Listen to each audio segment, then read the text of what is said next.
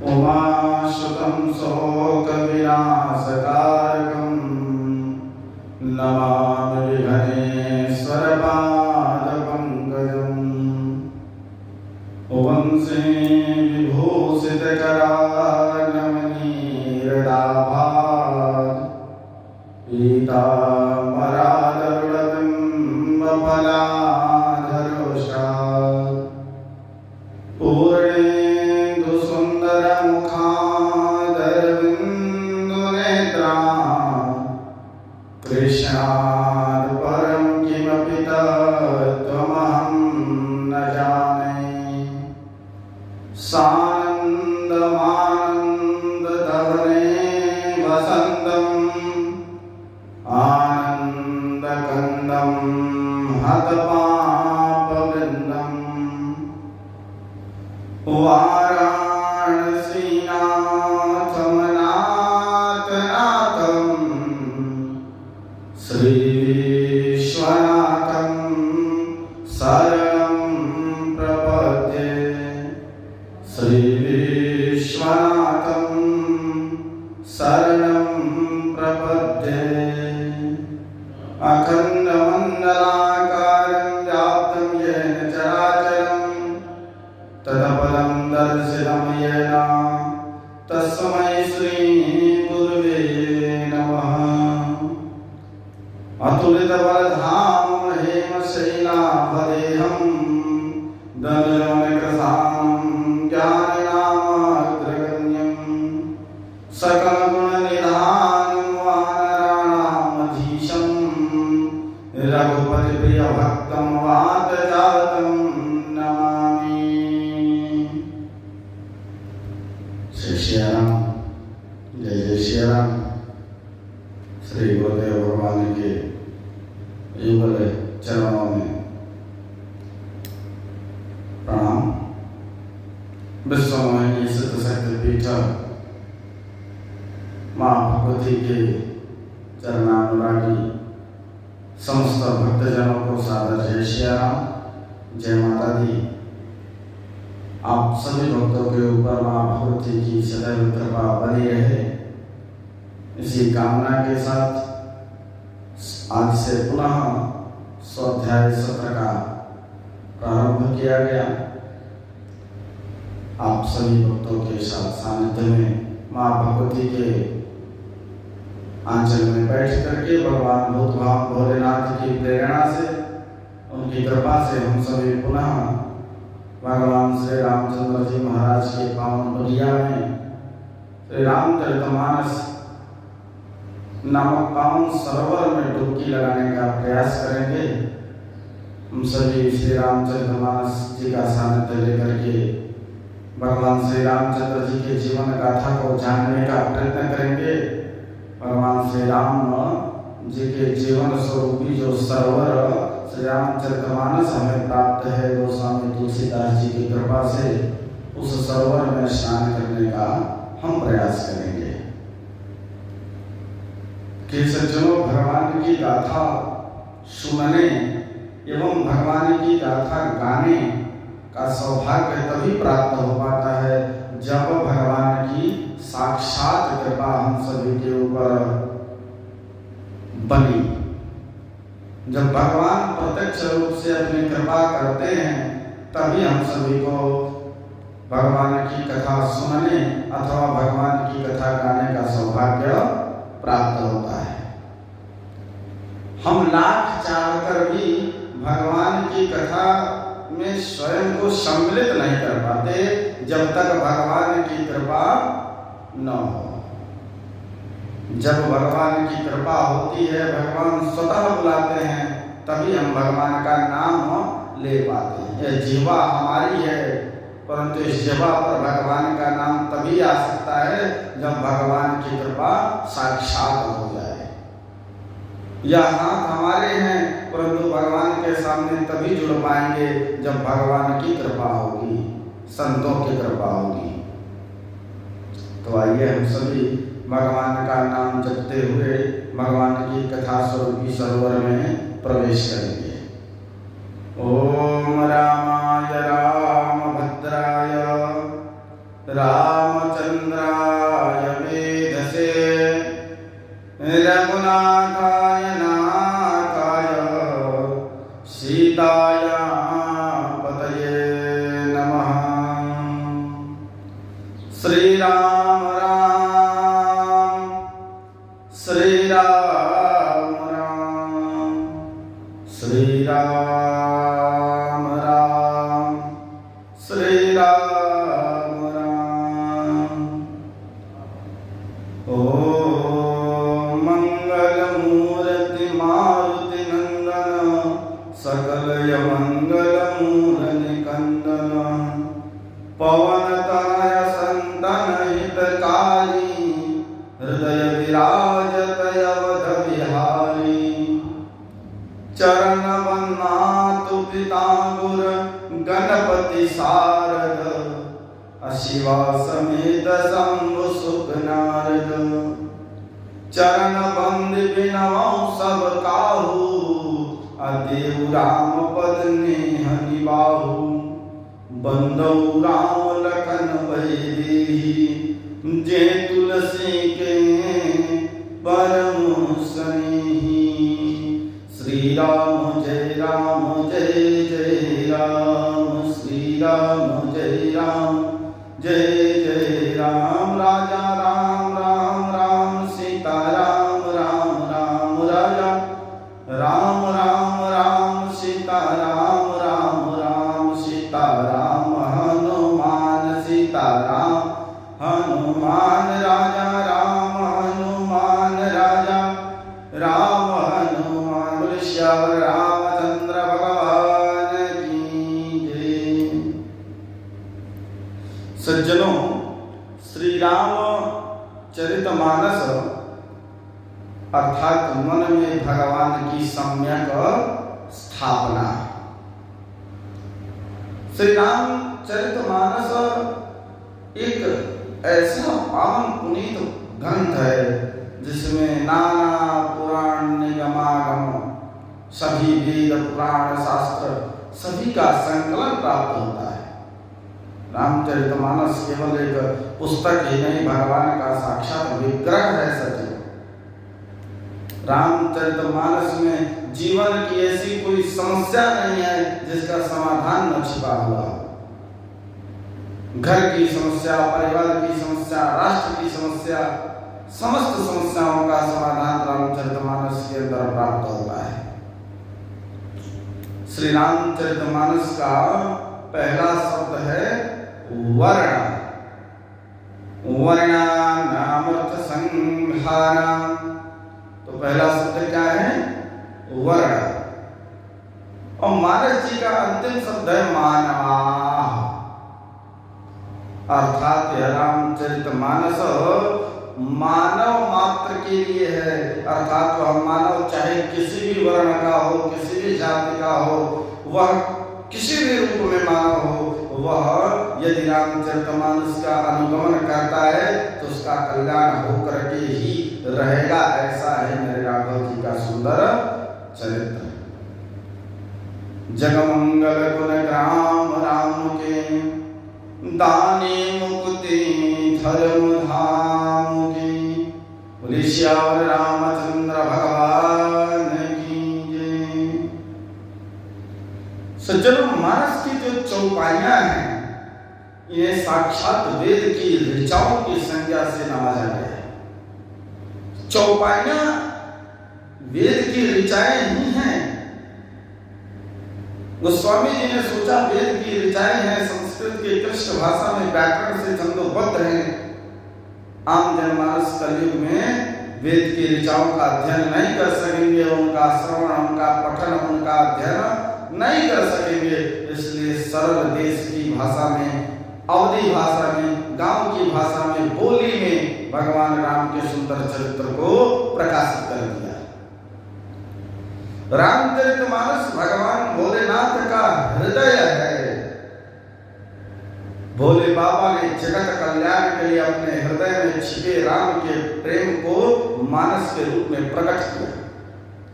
और ये जो रामचरितमानस है महाराज, इसकी रचना साक्षात भोलेनाथ ने की हुई है। गोस्वामी जी ने नहीं किए। गोस्वामी जी ने तो केवल प्रकाशन किया हुआ है इस ग्रंथ का। यह बात मानस जी में ही लिखी हुई है। और कहिए कैसे, रचि महेश निज मानस राखा, पाई सुसमाउ सिंहासन भाखा। भोले बाबा ने इसकी रचना करके अपने हृदय में रखे हुए थे। अतः गोस्वामी तुलसीदास जी भी इस बात को कहते हैं कि मैं कोई नवीन रचना नहीं कर रहा हूं, भोलेनाथ के द्वारा रचे हुए ग्रंथ का मैं केवल प्रकाशन कर रहा हूं।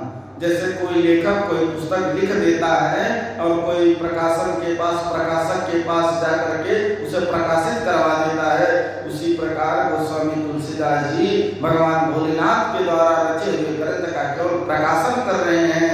यह बात गोस्वामी जी मानस में ही लिखते हैं। क्या, संवत सोरह सौ इकतीसा, करम कथा हरिपद धरि सीसा, और नौमी भौम मार मधुमासा, अवधपुरिया चरित प्रकाशा, नौमी भौम मार मधुमासा, अवधपुरिया चरित प्रकाशा।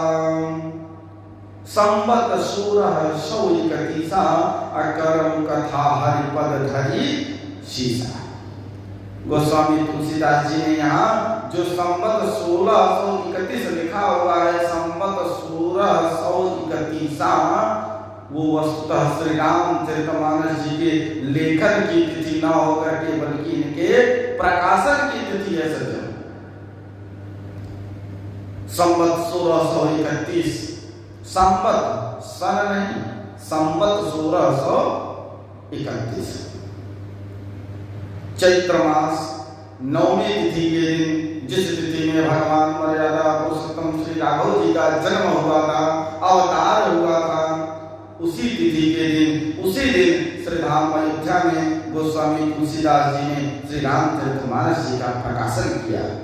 नौमी भौमाय मधुमासम, अवधपुरिया चरितो प्रकाशम। गोस्वामी जी कहते हैं कि इस सुंदर ग्रंथ की रचना भगवान भोलेनाथ ने की हुई है, मैं तो केवल इसका प्रकाशन कर रहा हूं। महाराज श्री रामचरितमानस जी के अंतर्गत 7 सोपान हैं। इन्हें 7 कांड में विभक्त किया गया है, जिसमें पहले सोपान का नाम है बालकांड। क्या नाम है? बालकांड। इसमें भगवान के अवतार की चर्चा की गई है। सज्जन, इसमें भगवान के अवतार की चर्चा की गई है। भगवान का अवतार क्यों होता है, भगवान का अवतार किस लिए होता है, भगवान के अवतार का कारण क्या क्या हो सकता है, इन समस्त बातों की चर्चा बालकांड में की गई है। अतः हम सभी बालकांड को अवतार कांड भी कह सकते हैं। पहला बालकांड, दूसरा अयोध्या कांड। अयोध्या कांड सज्जनों व्यवहार कांड है। हमारा व्यवहार कैसा होना चाहिए, अपनों के प्रति हमारा आचरण कैसा होना चाहिए, परिवार के प्रति हमारा आचरण कैसा होना चाहिए, राष्ट्र के प्रति हमारा कर्तव्य क्या होना चाहिए, अपने राजा के प्रति हमारा कर्तव्य क्या होना चाहिए, इसका ज्ञान हमें अयोध्या कांड से प्राप्त होता है। अयोध्या कांड में समस्त व्यवहार की बातें हैं। राष्ट्र के प्रति व्यवहार, माता पिता के प्रति व्यवहार, भाई के प्रति व्यवहार, पति के प्रति व्यवहार, गुरु के प्रति व्यवहार, जीवन में किसके साथ कैसा व्यवहार होना चाहिए महाराज, यह सभी बातें अयोध्या कांड में गोस्वामी जी वर्णित करते हैं। अतः इसे अयोध्या कांड को हम व्यवहार कांड भी कह सकते हैं। पहला बालकांड, दूसरा अयोध्या कांड, तीसरा अरण्य कांड। यह उद्धार कांड है महाराज। भगवान ने दिखाया कि वह जीव का उद्धार कैसे करते हैं। हमें क्या कर्म करना चाहिए कि हमारा उद्धार करने भगवान स्वयं पधारे, या भगवान ने अरण्य कांड में दिखाया है। भगवान ने मैया सबरी का उद्धार किया, सुतीक्षण जी को सुंदर गति दी, सरभंग जी को मुक्ति प्रदान की, पक्षीराज जटायु जी को, गिधराज को अपने उत्तम धाम को भेज दिया। अतः अरण्य कांड में हमें यह शिक्षा प्राप्त होती है कि हम कैसा आचरण करेंगे तो हमें भगवान का अनुग्रह प्राप्त होगा। तो पहला बाल कांड, दूसरा अयोध्या कांड, तीसरा अरण्य कांड, चौथा किष्किंधा कांड। यह परिवार कांड है। महाराज वानरराज सुग्रीव जब परिवार की आसक्ति में पड़ करके राम काज भूल जाते हैं, तब भगवान स्वयं कहते हैं सुग्रीवहि सुग्रीवहि सुधिमोहि विशाणी पाराज कोशपुर नारी। कि सुग्रीव राजकोष और नारी और पुत्र को पाकर के मेरी सुध को भूल गया है। सुग्रीवहि सुधिमोहि विशारी। जिस प्रकार वानरराज सुग्रीव आसक्ति में पड़ करके भगवान के कार्य को भूल जाते हैं ना, उसी प्रकार सज्जनों हम सभी जब कष्ट में होते हैं तब तो भगवान को खूब याद करते हैं, प्रभु हे प्रभु हे प्रभु। और जैसे ही हमारी मनोकामना पूर्ण होती है, हमारी यदि मनोकामना हो, धन की धन मिल जाता है, नौकरी की नौकरी मिल जाती है, विवाह हो जाता है, उत्पत्ति हो जाती है, तो हम भगवान को भूल जाते हैं महाराज, और अपनी आसक्ति में खो जाते हैं और समाज में विचरण करने लगते हैं। तो ऐसा करने से हमें पुनः कष्ट की प्राप्ति होती है, और उस समय जब भगवान बाण चलाते हैं तो पुनः हमें दोबारा भगवान की याद आती है। यह हमें ज्ञान किष्किंधा कांड से प्राप्त होता है कि हमें भगवान को कदापि नहीं भूलना चाहिए। पांचवा कांड है महाराज सुंदर कांड। यह मानस जी का हृदय है महाराज, हृदय। यह परोपकार कांड है। हमें इससे ज्ञान मिलता है कि कभी भी विपरीत परिस्थिति में किसी भी प्रकार की कोई भी समस्या हो तो अपने वरिष्ठ, अपने बुजुर्गों की बात को सुन करके उनके साथ सामंजस्य बना करके कैसे रास्ता निकाला जाता है, यह हमें सुंदर कांड से ज्ञान प्राप्त होता है। क्योंकि जब समुद्र तट पर कोई रास्ता नहीं प्राप्त हो रहा था कि क्या किया जाए, तब उस टुकड़ी के सबसे वरिष्ठ विद्वान, सबसे बुजुर्ग जामवंत जी कहते हैं, जामवंत के वचन सुहाए सुनि हनुमंत हृदय अति भाए। जामवंत जी सबसे बुजुर्ग हैं उस टुकड़ी में, और उन्होंने अपनी बात कही। उनकी बात को सुन करके हनुमान जी अति प्रसन्न हुए। तो हमें यह ज्ञान मिलता है कि हमें अपने बुजुर्गों से सलाह लेनी चाहिए जब हम किसी विपरीत, किसी विकट परिस्थिति में हो और सामने का मार्ग प्रशस्त न हो रहा हो। और महाराज इसे सुंदर कांड ही नाम क्यों दिया गया? तो महाराज इसमें जो भी घटना घटी वह अत्यंत सुंदर ही घटी। कैसे हनुमान जी का मैया से मिलन हुआ, मैया की खबर हनुमान जी को प्राप्त हुई, भगवान की खबर मैया को प्राप्त हुई, मैया की खबर हनुमान जी को प्राप्त हुई, मैया की खबर भगवान के पास प्राप्त हुई। यह सभी सुंदर सुंदर बातें सुंदर कांड में आई हैं, इसलिए इस कांड का नाम सुंदर कांड हुआ। छठा कांड यह संहार कांड है, जिसका नाम लंका कांड का। इसमें भगवान ने महाराज दैत्यों का संहार किया है। इससे हमें यह ज्ञान प्राप्त होता है कि जब मनुष्य या दैत्य जब उसके पापों का घड़ा भर जाता है तो भगवान किस प्रकार उसका नष्ट करते हैं। रावण का वंश इतना विशाल था, एक कहावत कही जाती 1,00,000 पुत्र 1,00,000 नाती, तिनके घर दिया न बाती। त्रिभुवन विजेता, जिनके दरबार में नवग्रह दरबारी करते थे, शनि को अपने पैर के नीचे दबा रखा था, यमराज दरवाजे पे रखवाली करते थे, लक्ष्मी उनके घर में चाकरी करती थी, ऐसे त्रिलोकाधिपति त्रिलोक विजेता रावण का संहार इतना विभत्स रूप में भगवान ने किया कि उनके घर एक व्यक्ति उनको तिलांजलि देने के लिए विभीषण के अलावा कोई दूसरा नहीं बचा। विभीषण क्यों बचे?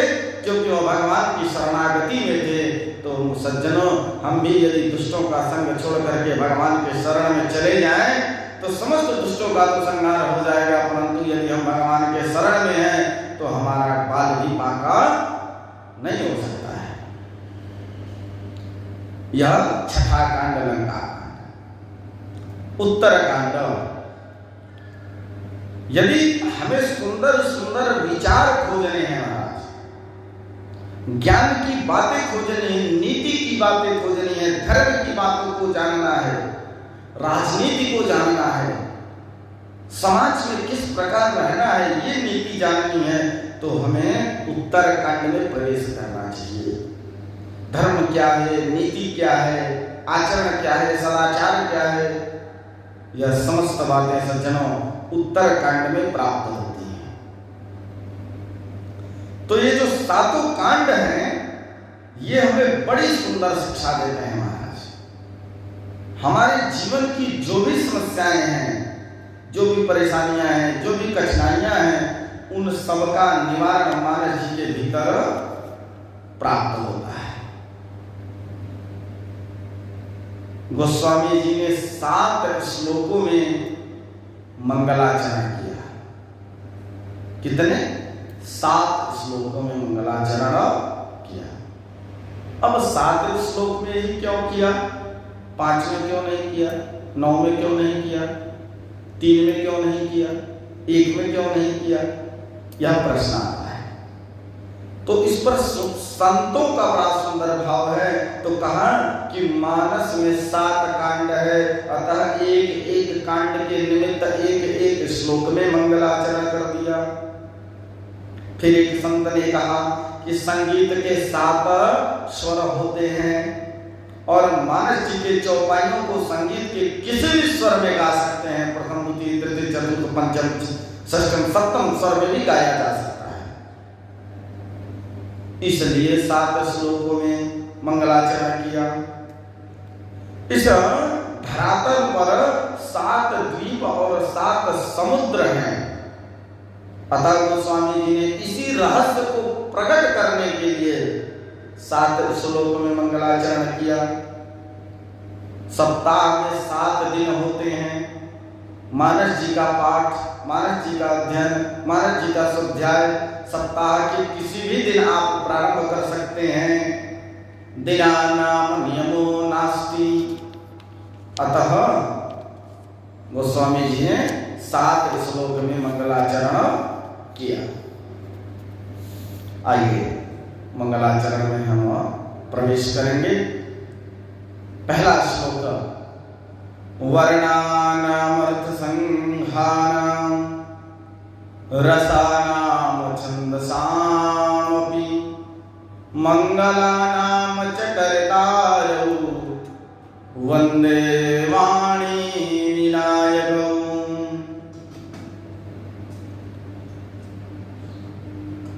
मंगलाचरण के प्रथम श्लोक में ही महाराज गोस्वामी जी ने पूरी राम कथा को समावेशित कर दिया।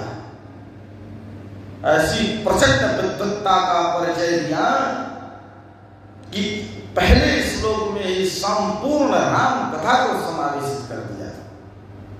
इतनी प्रचंड विद्वत्ता है गोस्वामी तुलसीदास जी की। कहा जाता है, अंग्रेजी में एक कहावत है, first impression is a last impression.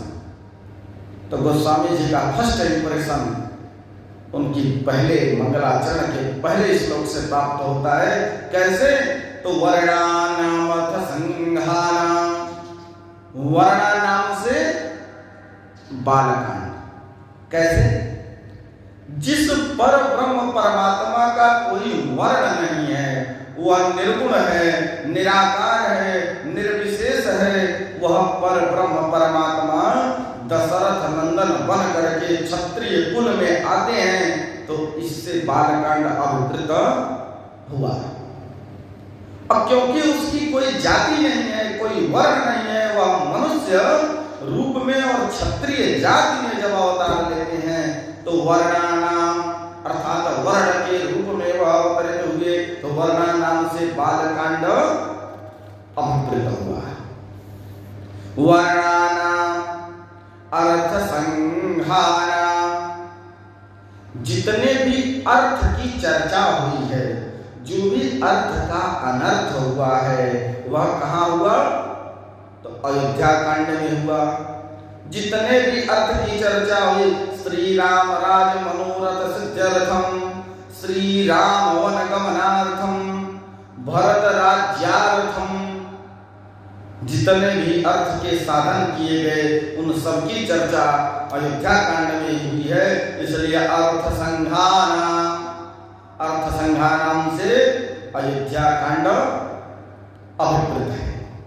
वर्णानाम से बालकांड, अर्थ संघानाम से अयोध्या कांड। वर्णानाम अर्थ संघानाम रसानाम, अब क्या हुआ? रसानाम। तो रसानाम से श्रृंगारादौ विषय वीर्ये गुणे रागै द्रवैः रसः। अमरकोश में रस का एक अर्थ महाराज वीरता होती है, और भगवान ने वीरता किस कांड में दिखाया है? तो भगवान ने वीरता यदि चिंतन किया जाए तो भगवान ने सबसे ज्यादा पराक्रम दिखाया है, तो वह अरण्य कांड में दिखाया है। अरे महाराज, आप खरदूषण को सामान्य योद्धा समझते हैं? खरदूषण मोहिशम बलवंता, महाराज देवता आकाश से निहार रहे हैं कि क्या होने वाला है। 14,000 राक्षसों की सेना, अब भगवान अकेले, लखनलाल भी संग में नहीं है, भगवान अकेले युद्ध कर रहे हैं। भगवान कैसे जीतेंगे? ठाकुर जी की अकेले की क्या वीरता है महाराज, रस की क्या परिभाषा है। गोस्वामी जी ने छंद के माध्यम से लिखा, कोदंड कठिन चढ़ाई सिर जत झूठ बाधत सोहजो, कोदंड कठिन चढ़ाई सिर जत झूठ बाधत सोहजो, मरकत सयल पर लरत कामिनी कोटि सो जुगा भुजंग जो। उपमा क्या दिया महाराज? कोदंड कठिन चढ़ाई सिर जत झूठ बाधत सोहजो, मरकत सयल पर लरत कामिनी कोटि सो जुग भुजंग जो। मरकत सयल पर, मरकत मणि के पर्वत पर लरत दामिनी कोटि सो भुजंग जो। लरत दामिनी करोड़ों बिजलियों के समान, लरत दामिनी कोटि सो, करोड़ों बिजलियों के समान दो सर्प लड़ रहे हैं। जब भगवान खरदूषण से युद्ध कर रहे हैं तो उनका वर्णन कर रहे हैं, तो लिखते हैं क्या? मरकत सयल पर लरत दामिनी कोटि सो जुग भुजंग जो।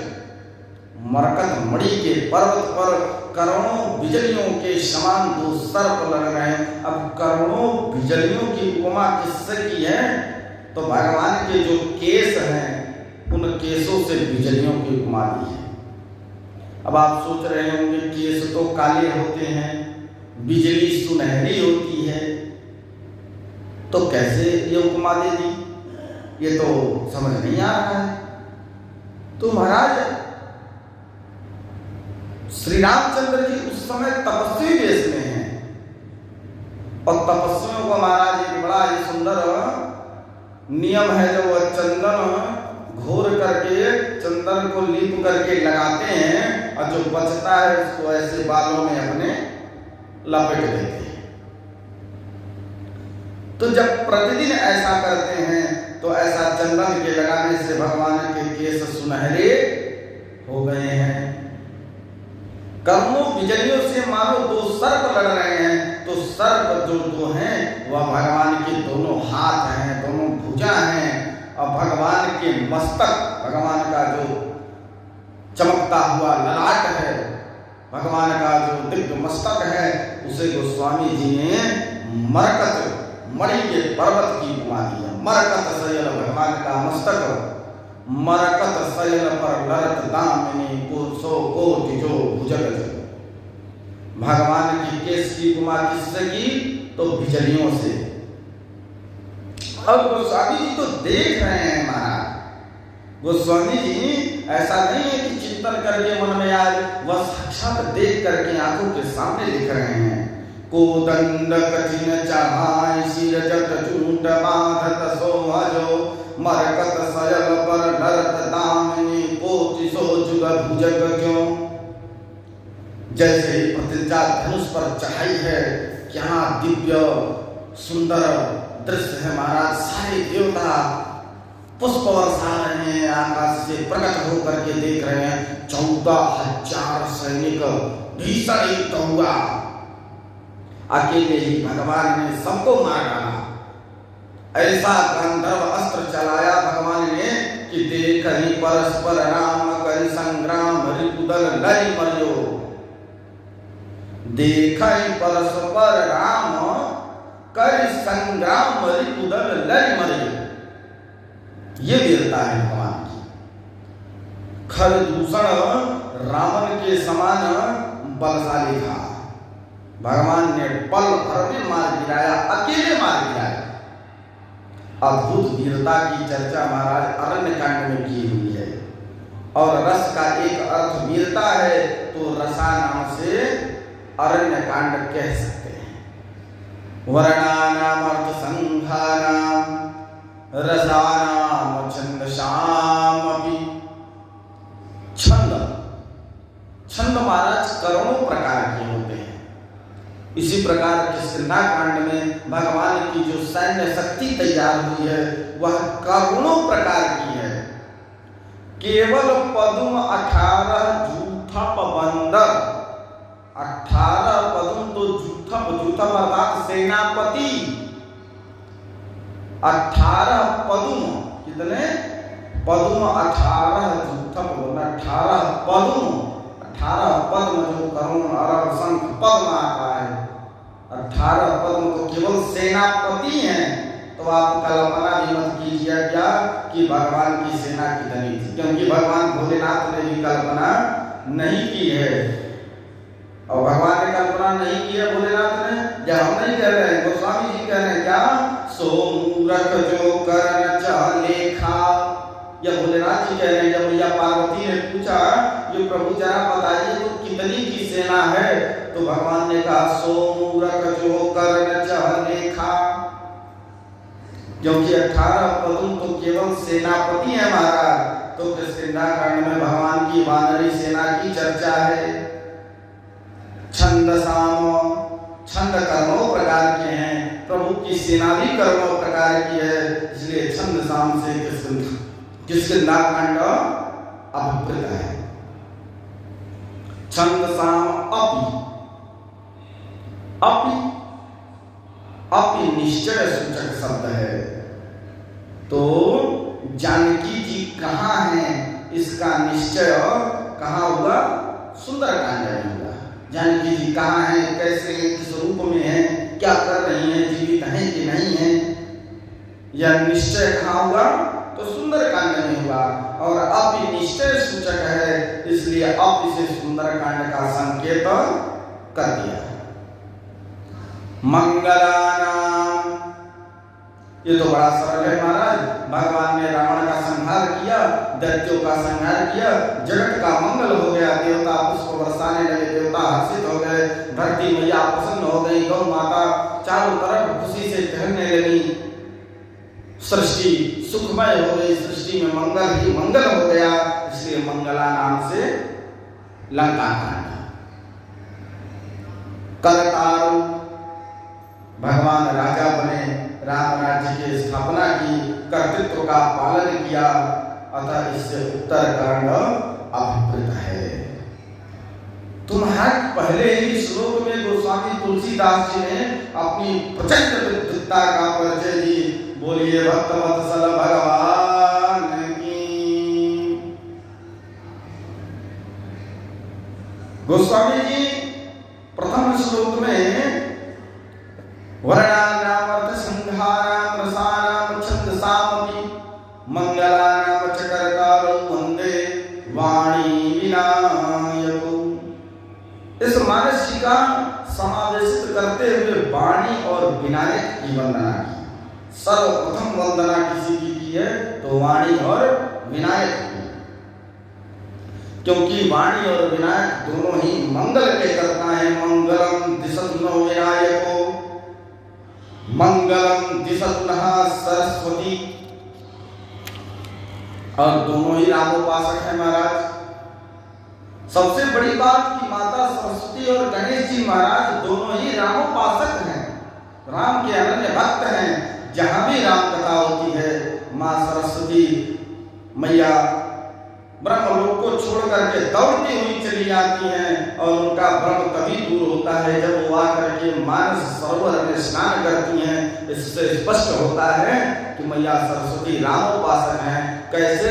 अतो भगति तो विधि भवन मिहाई, सुमिरत सारद यावत भाई, रामचरित सर बिनु मन माये, सुश्रम जाय न कोटि उपाय। गणेश जी महाराज तो रामोपासक हैं ही, क्योंकि राम नाम के प्रभाव से ही गणेश जी महाराज प्रथम पूज्य हुए हैं। ये बात भी मानस जी में नहीं आती है। कैसे? महिमा जासु जान गन राऊ, महिमा जासु जान गन राऊ, अप्रथम पूजियत नाम प्रभाव। महिमा जासु जान गन राऊ, प्रथम पूजियत नाम प्रभाव। महिमा जासु जान गन राऊ, अप्रथम पूज्यत नाम प्रभाव। तो श्री रामचंद्र जी के नाम के प्रभाव से ही गणेश जी महाराज प्रथम पूज्य हुए। अतः सर्वप्रथम भगवान गणेश जी और मैया वाणी की देवी सरस्वती की वंदना गोस्वामी जी ने प्रथम श्लोक में की है। यह प्रथम श्लोक का वर्णन रहा। कल पुनः हम इसी समय से द्वितीय श्लोक में प्रवेश करेंगे, और इसी प्रकार प्रतिदिन थोड़े थोड़े समय के साथ श्री रामचरितमानस स्वरूपी सरोवर में प्रवेश करेंगे, स्नान करेंगे, डुबकी लगाएंगे और भगवान की कृपा को प्राप्त करेंगे। आप सभी इसी प्रकार जो करके भगवान की कथा का रसास्वादन करेंगे। जय श्री राम, जय जय श्री राम। श्री राम जय राम, जय जय राम। श्री राम जय राम,